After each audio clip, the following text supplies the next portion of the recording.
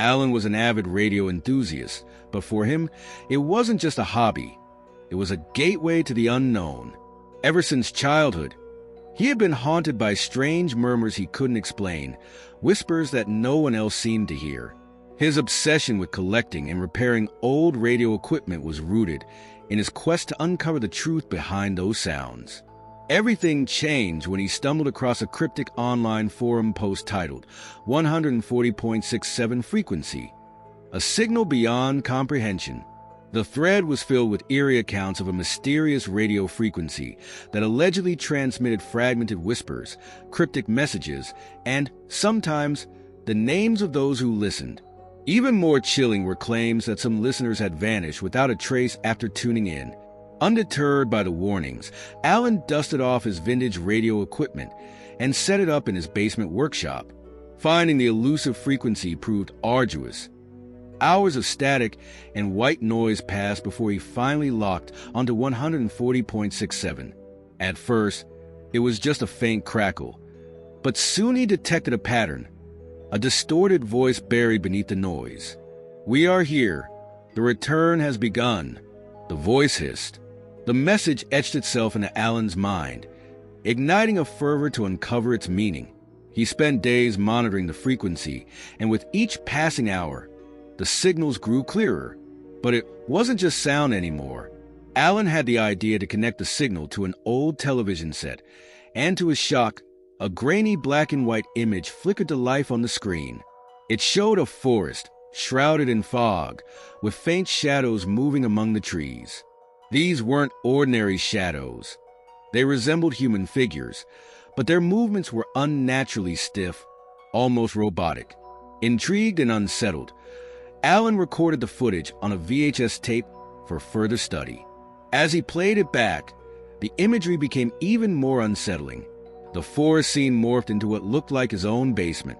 The camera panned to reveal someone sitting at his radio setup, their back turned to the screen. Alan's blood ran cold when he noticed the figure was wearing the exact clothes he had on that day.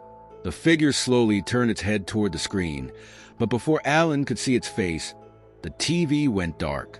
Just as he sighed in relief, the fluorescent lights in his basement flickered, and the radio emitted a piercing hum. The whispers returned, louder and more insistent this time. "You summoned us. Now, we come to you." As the words echoed, the temperature in the room plummeted. Alan turned, his breath visible in the icy air, and there, emerging from the shadows, was the figure from the screen. Its eyes were empty sockets, and its face was an eerie reflection of Alan's own, twisted and lifeless. Panic-stricken, he tried to flee, but the radio blared a sequence of numbers, coordinates that repeated over and over. Alan, driven by a mix of fear and compulsion, wrote them down and left his house, determined to find their source.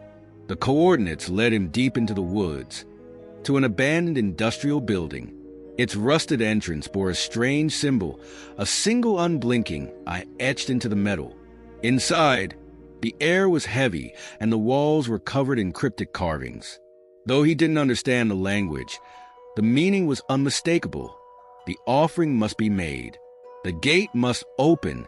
At the end of the corridor, Alan found a door marked with the same symbol he had seen on the radio screen. Behind the door was nothing but a pitch-black void, an abyss that seemed to pulse with a life of its own. As Alan stepped closer, he felt an invisible force pulling him in. Realizing too late that he couldn't escape, he vanished into the darkness. Days later, the 140.67 frequency began broadcasting again, this time with a new voice, eerily familiar but distorted. "The gate is open. Now it's your turn." It all started with an old videotape Alan found at a flea market, buried among dusty piles of forgotten junk. The label on the cassette was faded, barely legible, but the words "Do not watch" were scribbled across it in shaky, uneven handwriting. Alan, a film enthusiast and collector of obscure media, dismissed the warning as a gimmick. After all, he'd seen his share of so-called curse tapes, haunted VHS recordings, and urban legend videos. None of them ever lived up to the hype. But something about this tape felt different. even before he slid it into his ancient VCR. The moment the play button clicked, the air in his apartment seemed to shift, growing unnaturally heavy, as if the room itself were holding its breath. The screen erupted in static, and for a moment, Alan thought the tape was damaged. Then the image stabilized, revealing what appeared to be an empty room with a single wooden chair in the center. The lighting was dim, flickering, as though the room were illuminated by a dying bulb. For several minutes, nothing happened. Just the chair, the flickering light, and an oppressive silence that seemed to seep through the speakers. Then, almost imperceptibly, shadows began to move at the edges of the frame. At first subtle, like faint distortions in the image, but then growing more defined, more deliberate. Alan leaned closer, trying to make out their shapes. They weren't human, at least not entirely. The figures were tall and thin, their limbs unnaturally elongated, their faces obscured by darkness. They circled the chair, their movements fluid but unsettlingly erratic, like marionettes controlled by an unseen hand.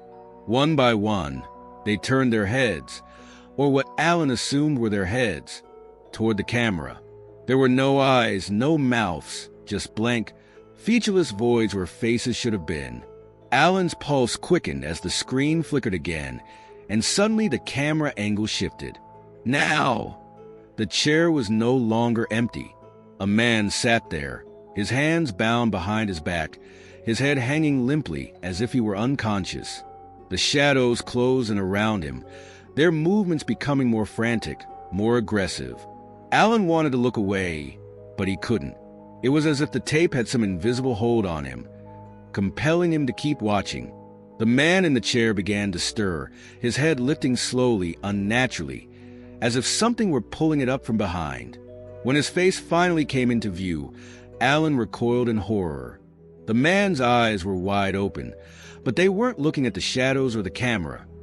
They were looking directly at Alan through the screen, as if he could see him. Alan's breath caught in his throat as the man's lips moved, forming words that were inaudible at first, drowned out by a rising static. He scrambled for the remote, his fingers fumbling over the buttons, but no matter what he pressed, the tape wouldn't stop. The static grew louder, more violent, until it seemed to fill the entire room. Then, just as suddenly as it began, it stopped. The screen went black. For a moment, Alan thought it was over. He exhaled shakily, his body tense with the residual fear of what he had just witnessed. But then the screen flickered back to life, and Alan froze. The image was no longer the strange room or the man in the chair. It was his apartment, his living room, the exact view he would see if someone were standing behind him, filming. His heart pounded in his chest as he whipped around, expecting to see someone or something standing there. But the room was empty. He turned back to the TV, and his blood ran cold. The camera was moving now, panning slowly through his apartment, capturing every detail. The couch, the coffee table, the bookshelf, and finally, the doorway to the hallway leading to his bedroom. The hallway was dark, the kind of darkness that seemed almost alive, swallowing the weak glow of the living room lamp. As the camera moved closer to the hallway, Alan's gut twisted with a primal sense of dread. He didn't want to know what was in that darkness, but he couldn't look away. The camera paused at the threshold, the lens seemingly staring into the void. For a long moment, nothing happened. Then, from the depths of the shadows, a figure began to emerge. It was one of the beings from earlier, the long-limbed, faceless things that had circled the chair. But now, it was in his home. Alan felt a cold sweat break out across his skin as the figure moved closer to the camera, its head tilting unnaturally, as if studying its surroundings. Then, without warning, the camera jolted, the screen cutting to static once more. When the image returned, the figure was gone.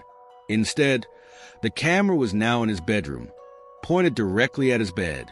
Alan's stomach churned as he realized the tape wasn't just showing his apartment. It was showing him. There he was, lying in bed, sound asleep, completely unaware of the camera hovering over him. He watched in terror as the camera moved closer to his sleeping form, so close that he could see the rise and fall of his chest, the faint twitch of his eyelids as he dreamed. Then, the screen went black again. This time, it stayed black. Alan sat frozen, the remote still clutched in his trembling hand. He didn't dare move, didn't dare make a sound. The room was deathly silent, but in that silence, he became acutely aware of something he hadn't noticed before. A faint, almost imperceptible sound, like the creak of a floorboard. His eyes darted to the hallway, to the darkness that seemed to press in closer now, as though the shadows themselves were alive. And then he saw it, a figure standing at the edge of the light, its head cocked to the side, watching him. Alan's breath caught in his throat as the figure stepped forward, its movements jerky and unnatural, like a puppet on broken strings. He wanted to run, to scream, to do anything but sit there, paralyzed by fear. But he couldn't move. The figure was inches away now, towering over him, its faceless head tilting down to meet his gaze. The last thing Alan remembered before everything went dark was the sound of static, a deafening roar that drowned out his own scream. When he woke up, he was no longer in his apartment.